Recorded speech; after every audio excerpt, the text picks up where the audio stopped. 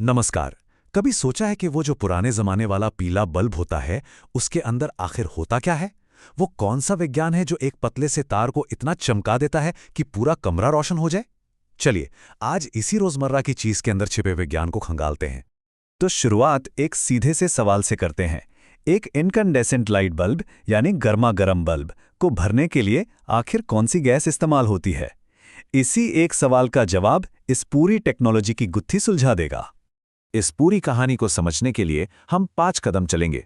पहले बल्ब के अंदर की गैस के बारे में जानेंगे, फिर देखेंगे कि फिलामेंट के 2 सबसे बड़े दुश्मन कौन हैं। उसके बाद आएगा अक्रिय गैस का सॉल्यूशन।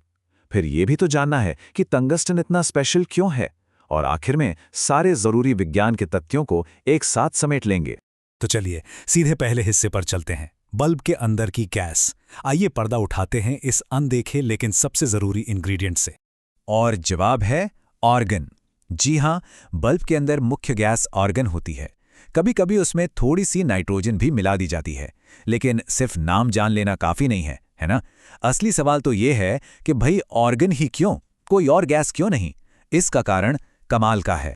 अब इस क्यों का जवाब समझने के लिए हमें बल्ब के बिल्कुल बीच में जाना होगा, यानी उसके फिलामेंट के पास, और जानना होगा उसके 2 सबसे बड़े दुश्मनों के बारे में। सोच लीजिए, उस कांच के अंदर हमेशा एक जंग चलती रहती है। तो इस कहानी का हीरो है फिलामेंट। ये वही पतला सा तार है जो बल्ब के अंदर दिखता है। ये बना होता है टंगस्टन से, और इसका काम सिंपल है।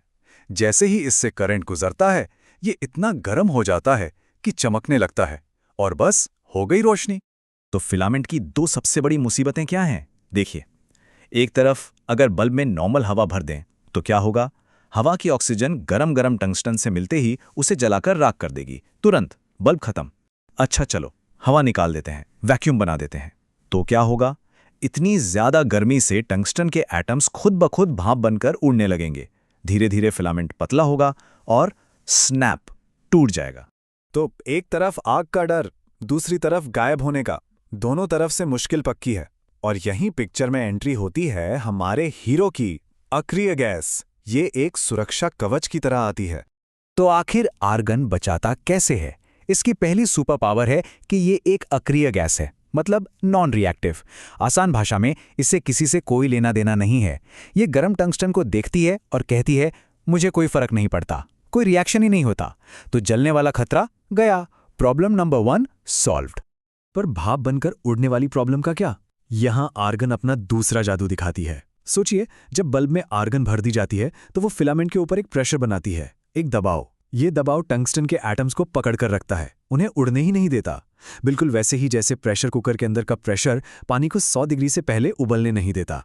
और इस छोटी सी ट्रिक से फिलामेंट की लाइफ कई गुना बढ़ जाती है। तो गैस की कहानी तो समझ आ गई, लेकिन अब थोड़ा फिलामेंट पर फोकस करते हैं। सवाल यह है कि इतने सारे मेटल्स हैं दुनिया में, तो इस मुश्किल काम के लिए आखिर टंगस्टन को ही क्यों चुना गया? जरा इस नंबर पर गौर कीजिए, 2500 डिग्री सेल्सियस। एक जलते हुए बल्ब का फिलामेंट इतने ज्यादा हाई टेम्परेचर पे काम करता है। ये गर्मी कितनी ज्यादा है, इसका अंदाजा लगाना भी मुश्किल है। और यहीं पर टंगस्टन अपनी सुपर पावर दिखाता है।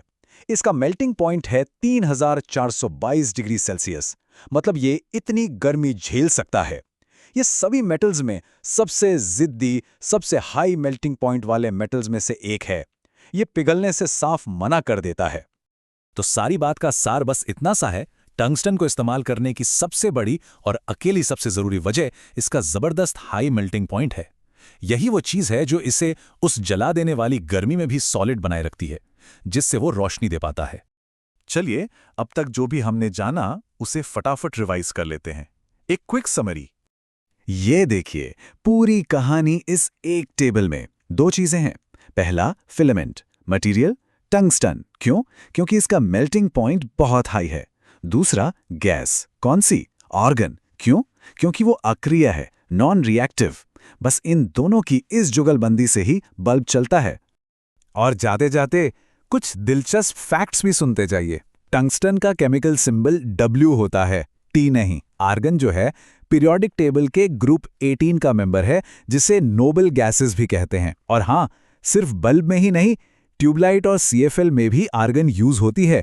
पर वहां उसे मर्क्यूरी वेपर के साथ मिक्स किया जाता है। तो देखा, इस सिंपल से बल्ब के पीछे का विज्ञान कितना शानदार है। एक फिलामेंट और उसे बचाने वाली एक गैस, परफेक्ट टीम वर्क। लेकिन एक बड़ा सवाल अब भी बाकी है। ये टेक्नोलॉजी 100 साल से भी ज्यादा पुरानी है। क्या यही हमारी रोशनी का भविष्य है या इससे बेहतर कुछ आ चुका है?